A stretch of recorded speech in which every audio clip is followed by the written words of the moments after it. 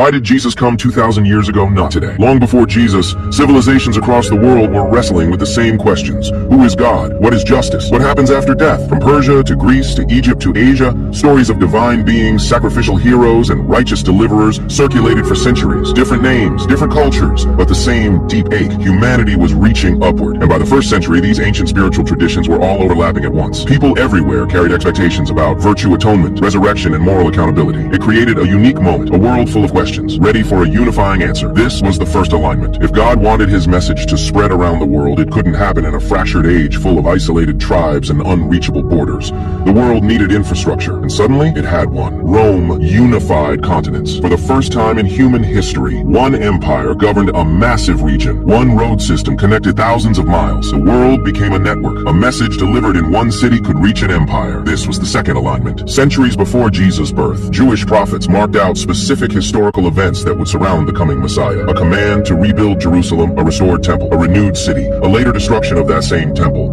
a final window before judgment. These weren't symbolic predictions. They were datable, and they created a countdown. By the 1st century, that countdown hit 0. Anyone studying the scriptures of the time knew if the Messiah is coming, it must be now. There will not be another window like this. This was the third alignment. When you put them together, something extraordinary happens. Humanity's spiritual longing was at its peak. People across the world were searching for a final answer. Humanity's cultural infrastructure was finally capable of spreading that answer. A global message finally had a global highway. All three currents narrowed into a single tiny opening in the flow of history. The world was spiritually hungry. The nations were physically connected. The scriptures were at their prophetic climax. And in that brief opening, Jesus appears. Even without knowing scripture and simply analyzed history, you would still notice that something seismic happened right there. Something so massive it split the global calendar, reshaped ethics and morality, transformed law, literature, and philosophy, birthed universities and hospitals, altered governments and human rights, and outlived every empire. And it all traces back to a carpenter from a small, unimportant village.